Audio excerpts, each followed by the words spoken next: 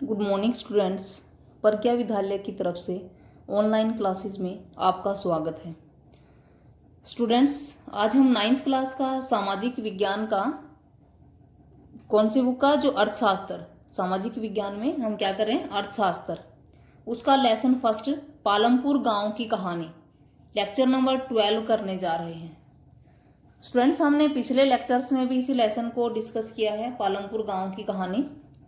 पिछले लेक्चर्स में हमने क्या किया था कि पालमपुर गांव की भूमि स्थिर है, उसके बाद एक ही भूमि पर उत्पादन बढ़ाने के लिए जैसे हमने बहुविध फसल प्रणाली और जो उन्नत किस्म की जो तकनीकें हैं, आधुनिक तकनीकें हैं, उनका प्रयोग इस तरह से करके हम एक ही भूमि पर उत्पादन को बढ़ा सकते हैं।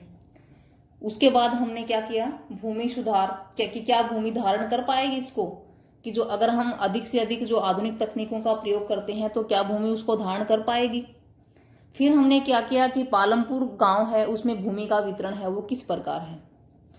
4 पॉइंट जो हम पीछे कर चुके हैं। उसके बाद है 5th, श्रम की व्यवस्था कौन करेगा। श्रम क्या होता है, काम, क्योंकि भूमि के पश्चात जो श्रम है वही महत्वपूर्ण जो आवश्यक कारक है, जो हमने फर्स्ट ही लेक्चर में कारक किए थे। पहला भूमि था, उसके बाद श्रम, तो है श्रम की व्यवस्था कौन करेगा।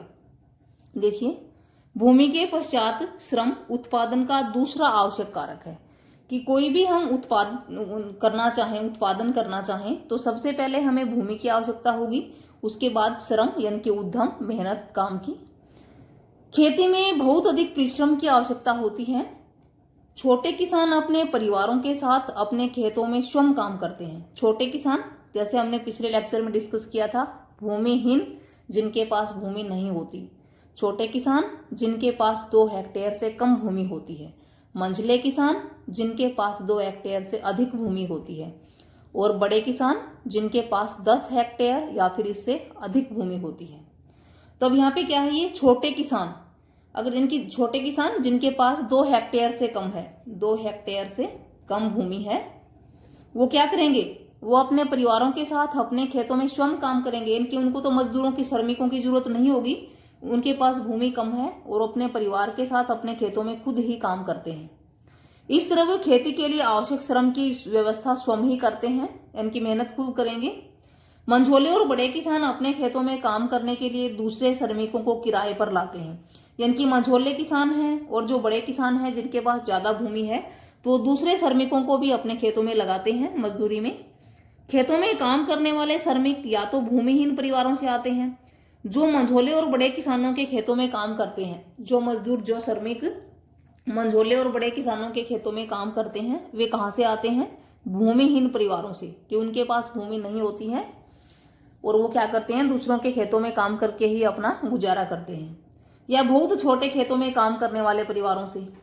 खेतों में काम करने वाले श्रमिकों का उगाई गई फसल पर कोई अधिकार नहीं होता, कि जो श्रमिक, जो मजदूर खेतों में काम करते हैं, उनका उस फसल पर कोई अधिकार नहीं होता है, जैसे किसानों का होता है। वो फसल किसकी होती है, वो किसान की होती है।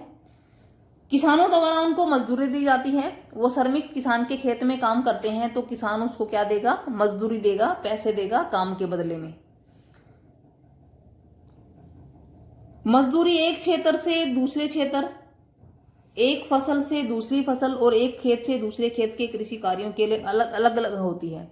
कि अब जो ये मजदूरी है वो श्रमिक काम करते हैं, तो ये भी एक क्षेत्र से, कि एक क्षेत्र, एक गांव से दूसरे गांव में, एक शहर से दूसरे शहर में देखेंगे तो अलग अलग मिलेगी। एक फसल और दूसरी फसल जैसे गेहूं की फसल है, चावल की फसल है, काम के लिए अलग अलग मजदूरी मिलेगी। एक खेत से दूसरे खेत में अलग अलग कृषि कार्य और अलग अलग प्रकार की मजदूरी है वो होती है। रोजगार की अवधि में भी काफी भिन्नताएं होती हैं। काम करने वाले श्रमिक या तो दैनिक मजदूरी के आधार पर कार्य करते हैं, या उन्हें कार्य विशेष जैसे कटाई या पूरे साल के लिए काम पे रखा जाता है। यानी कि जो रोजगार है वो भी अलग अलग क्षेत्रों में अलग अलग होता है।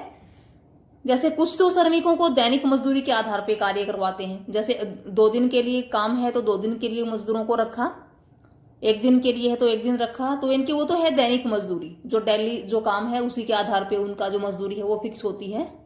जबकि कुछ ऐसे होते हैं जिनको पूरे साल के लिए काम पे रखा जाता है, कि 1 साल के लिए वो उसी के खेतों में काम करेंगे और उसके बदले में उसको जो मजदूरी है वो दी जाती है, वो पूरे 1 साल के लिए फिक्स है। उसके बाद है डाला पालमपुर में, जैसे डाला है वो पालमपुर गांव में, डाला क्या है, एक श्रमिक है। पालमपुर में दैनिक मजदूरी पर काम करने वाला एक भूमिहीन श्रमिक है, यानी कि डाला एक भूमिहीन श्रमिक है। पालमपुर गांव में दैनिक मजदूरी पे काम करता है वो, दैनिक की मजदूरी यानी कि प्रतिदिन के हिसाब से। इसका मतलब है कि उसे लगातार काम ढूंढते रहना पड़ता है, यानी कि उसको लगातार काम ढूंढता रहना पड़ेगा कि आज मान लो उसको एक दिन के लिए काम मिला है तो नेक्स्ट डे के लिए उसको दूसरा जगह पे काम देखना पड़ेगा, क्योंकि वो तो दैनिक मजदूरी पे है, एक साल के लिए नहीं है। सरकार द्वारा खेतों में काम करने वाले श्रमिकों के लिए एक दिन का न्यूनतम वेतन है वो 115 रुपए निर्धारित किया गया है। कब किया था? अप्रैल 2011 में। कि सरकार ने क्या न्यूनतम वेतन निर्धारित किया है कि 115 रुपए से जो नीचे वेतन है वो नहीं होगा प्रतिदिन के हिसाब से। लेकिन जो डाला है उसको केवल 80 रुपए ही मिलते हैं, कि डाला प्रतिदिन 80 रुपए के हिसाब से कार्य करता है, कि एक दिन के 80 रुपए लेता है, जबकि सरकार ने न्यूनतम मजदूरी क्या निर्धारित की है? 115 रुपए। यानी कि सरकार द्वारा निर्धारित मजदूरी से उसको कम जो मजदूरी है वो मिलती है। पालमपुर में खेतीहर श्रमिकों में बहुत अधिक स्पर्धा है। स्पर्धा क्या होता है? कंपटीशन। कि पालमपुर में जो खेती में काम करने वाले मजदूर हैं, क्योंकि पालमपुर में कृषि व्यवसाय ज्यादा है, तो खेती में काम करने वाले जो मजदूर हैं उनमें कंपटीशन अधिक है, इसलिए लोग कम वेतन में भी काम करने को तैयार हो जाते हैं। ज्यादा मजदूर हैं तो इसकी वजह से उनको वेतन नहीं, वो काम नहीं मिल पाता है, तो वे कम वेतन में भी काम करने के लिए तैयार हो जाते हैं। डाला अपनी स्थिति के बारे में एक अन्य खेतीहर मजदूर रामकिली से इसकी शिकायत करता है, कि डाला अपने बारे में, एक खेतीहर मजदूर है पालमपुर गांव में ही रामकिली, उसके बारे में बताता है कि वो पर डे 80 रुपए में काम करता है। रामकिली गांव की ही एक अन्य खेतीहर मजदूर है और वह भी गरीब है। डाला है और जो रामकिली है दोनों ही गरीब हैं और दोनों ही पालमपुर गांव में भूमिहीन श्रमिक हैं। उसके बाद है खेतों के लिए आवश्यक पूंजी। ये तो हमने क्या किया, श्रम की व्यवस्था कौन करेगा? कौन करेगा श्रम की व्यवस्था? छोटे किसान हैं वो तो अपने खेतों में खुद काम करते हैं, मंझोले और बड़े किसान हैं वो अपने खेत में श्रमिकों को रखते हैं। उसके बाद है खेतों के लिए आवश्यक पूंजी, कि खेतों में हम श्रमिकों को रखते हैं तो उनके लिए या फिर कोई और वस्तुएं लेके आते हैं, उसके लिए हमें पूंजी की जरूरत होती है, पहले हमें पैसे की जरूरत होती है। कि खेती के आधुनिक तरीकों के लिए बहुत अधिक पूंजी की आवश्यकता होती है। आधुनिक तरीके अगर हम अच्छे बीज लेके आएंगे, रासायनिक खाद लेके आएंगे, अपने खेत में मजदूरों से काम करवाएंगे या फिर मशीनों का प्रयोग करेंगे, तो उसके लिए हमारे पास पैसा होना चाहिए, पूंजी होनी चाहिए। अतः इसके लिए अब पहले की अपेक्षा अधिक पूंजी की आवश्यकता होती है। पहले जैसे परंपरागत जो संसाधन थे उनकी अपेक्षा अब हम नई तकनीकों का प्रयोग करेंगे तो हमें पूंजी की आवश्यकता है वो ज्यादा होगी। पहले जैसे कि हल का प्रयोग होता था, बैलों से जुताई होती थी। अब वर्तमान में हल का प्रयोग तो होता है लेकिन ट्रैक्टर से जुताई होती है। अब बैल हैं उनकी बजाय जो ट्रैक्टर है वो महंगा है तो ज्यादा पूंजी की आवश्यकता होगी। पहले जैविक खाद डालते थे जिसको हम घर में ही तैयार कर लेते थे, वर्तमान में रासायनिक खाद डालते हैं जिसके लिए हमें पूंजी की आवश्यकता होगी, बाजार से लेके आएंगे। इसके साथ ही अधिसंख्यक छोटे किसानों को अधिसंख्यक यानी कि अधिक संख्या में छोटे किसानों को पूंजी की व्यवस्था करने के लिए पैसा उधार लेना पड़ता है। यानी कि खेतों के लिए पूंजी है, पूंजी तो सभी को चाहिए, चाहे वो छोटा किसान हो, मंझोला है या फिर बड़ा है, अपने खेत में काम करने के लिए। तो जो मंझोले और बड़े किसान हैं उनके पास तो अपनी पूंजी है, लेकिन अधिकतर जो छोटे किसान होते हैं उनको पैसे उधार लेना पड़ता है। वे बड़े किसानों से, गांव के साहूकारों से या फिर व्यापारियों से। किससे लेते हैं? या तो बड़े किसानों से या गांव के जो साहूकार होते हैं उनसे या फिर व्यापारियों से कर्ज लेते हैं। ऐसे कर्जों पर ब्याज की दर है वो ऊंची होती है। उस कर्जे के लिए वो क्या करते हैं? ब्याज भी देते हैं। कर्ज चुकाने के लिए बहुत कष्ट सहन करने पड़ते हैं। इसके विपरीत जो छोटे किसानों के विपरीत मंझोले और बड़े किसान हैं, खेती से बचत होती है उनको और वे अपनी आवश्यक पूंजी की व्यवस्था है वो खुद कर लेते हैं। कि मंझोले और बड़े किसानों को उधार नहीं लेना पड़ता, जबकि छोटे किसान हैं वो दूसरों से उधार लेते हैं। इसी तरह का एक उदाहरण है छोटे किसानों का, कि सविता एक लघु कृषक है। कि जो सविता है पालमपुर गांव में वो एक लघु कृषक यानी कि छोटे किसान है। वह अपनी 1 हेक्टेयर जमीन पर गेहूं की योजना बनाती है। उसके पास 1 हेक्टेयर जमीन है और वो उस पर गेहूं उगाने की योजना बना रही है कि इस पे मैं गेहूं उगाऊं।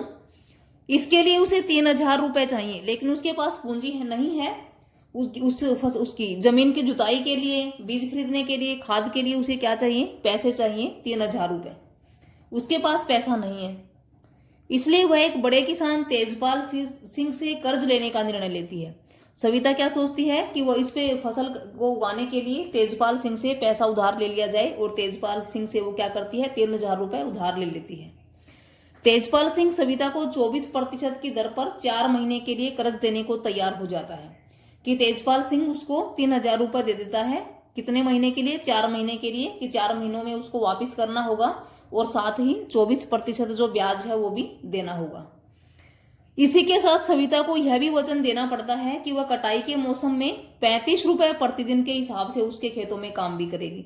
यानी कि 3,000 रुपए के लिए उसको 24% ब्याज भी देना होगा, 4 महीने में उसको वो रकम वापस भी करनी है, और उसको 35 रुपए प्रतिदिन, यानी कि बहुत ही सस्ती जो मजदूरी है, दर है, सस्ती मजदूरी जो दर है, न्यूनतम वेतन से भी बहुत ही कम, उसके हिसाब से उसके खेतों में काम भी करना पड़ेगा। यानी कि उसको 3,000 रुपए चुकाने के लिए काम भी करेगी उसके खेत में सस्ती मजदूरी दर पर, और उसको ब्याज भी देगी।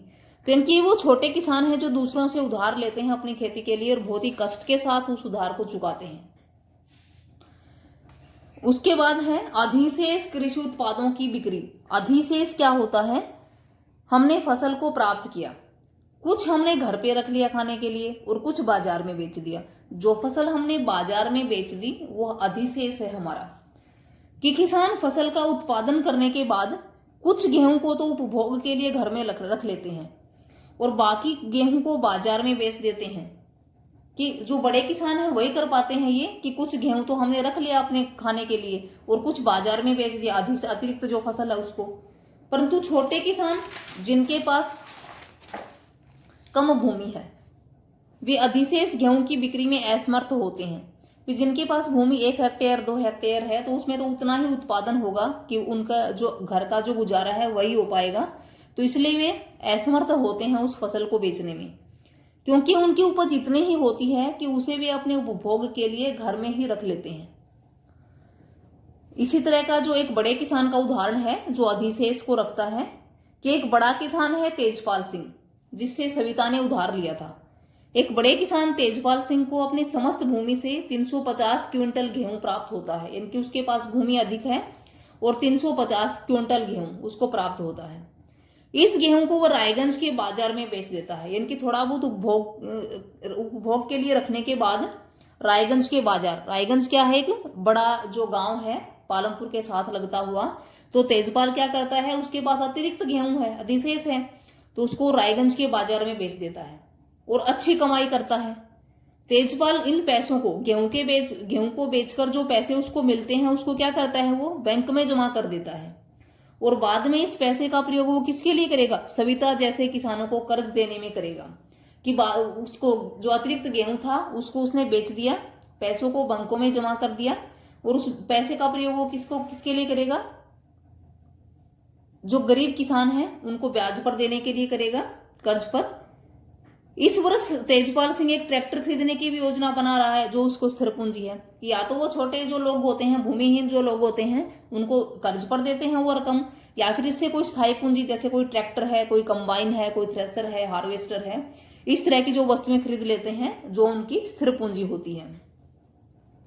और इसी प्रकार मंझोले किसान भी कुछ अधिशेष बचाकर बेचते हैं, और उस पैसे का प्रयोग मंझोले किसान किसमें करते हैं, या तो पशु खरीदने में, या अन्य छोटे मोटे गैर कृषि कार्य कौन से, जैसे कोई दुकान खोलना या फिर कोई डेयरी करना, इस तरह के काम करने में मंझोले किसान है वो अपने अतिरिक्त आय का प्रयोग है वो कर लेते हैं। तो अधिशेष उत्पादों की बिक्री कौन करेगा, या तो बड़ा किसान करता है या फिर कुछ मंझोला किसान करता है। छोटा किसान है उसके पास अधिशेष उत्पाद नहीं होता, वो जितना उत्पादन होता है अपने घर में ही रख लेता है उपभोग के लिए। तो स्टूडेंट्स, हमने आज क्या डिस्कस किया कि श्रम की व्यवस्था कौन करेगा, कौन करता है। छोटे किसान अपने खेतों में खुद करते हैं, मंझोले और बड़े किसान श्रमिकों से काम करवाते हैं। उसी के साथ खेतों के लिए आवश्यक पूंजी में हमने क्या देखा, बड़े किसान होते हैं उनके पास तो पहले से ही पूंजी होती है, मंझोले और बड़े किसान तो उधार नहीं लेते हैं। छोटे किसान है वो पूंजी क्या करते हैं, बड़े किसानों से, साहूकारों से, व्यापारियों से उधार लेते हैं। और अधिशेष उत्पादों की बिक्री, इसमें हमने क्या किया, छोटे किसान है वो तो अधिशेष उत्पाद कर नहीं पाते हैं, रख नहीं पाते हैं, अपने घर में ही रख लेते हैं, अनाज को बेच नहीं पाते हैं। बड़े किसान, मंझोले किसान है, वो अनाज को बेचकर पैसा कमा लेते हैं और उसको बाद में कर्ज पर देते हैं या अपनी कोई स्थिर पूंजी खरीद लेते हैं। थैंक यू स्टूडेंट्स, आशा है कि आपको समझ में आया होगा। इसी के साथ ही आपका होमवर्क क्या रहेगा, कुछ क्वेश्चंस हैं। जैसे क्वेश्चन फर्स्ट क्या है, डाला एवं रामकली जैसे खेतीहर श्रमिक गरीब क्यों है? जैसे हमने पीछे पढ़ा था। आंसर क्या है कि पालमपुर गांव में खेतीहर श्रमिकों में काफी स्पर्धा है, ज्यादा कंपटीशन है। श्रमिक कम वेतन पर भी काम करने को तैयार हो जाते हैं। डाला एवं रामकली भी न्यूनतम मजदूरी से कम वेतन पर गुजारा करते हैं, काम करके गुजारा करते हैं। डाला 80 रुपए प्रतिदिन के अनुसार काम करता है, इसलिए डाला और रामकली है वो गरीब हैं। यानी कि वो दैनिक मजदूरी के रूप में काम करते हैं और दैनिक मजदूरी भी उनको न्यूनतम वेतन से कम मिलती है, जिससे उनका परिवार का गुजारा भी नहीं हो पाता, इसलिए वो क्या है, दोनों ही गरीब हैं। क्वेश्चन सेकंड है, सविता अपने खेत में गेहूं पैदा करने के लिए पैसा कहां से लेती है? कहां से लेती है? सविता एक लघु कृषक है और वो बड़े किसान तेजपाल से पैसा उधार लेती है, जिसकी ब्याज की दर ऊंची है और उसे चुकाने में काफी कष्ट सहन करने पड़ते हैं। नेक्स्ट है, बड़े किसानों को आय कहां से प्राप्त होती है? अर्थात बड़े किसानों को बचत कैसे होती है?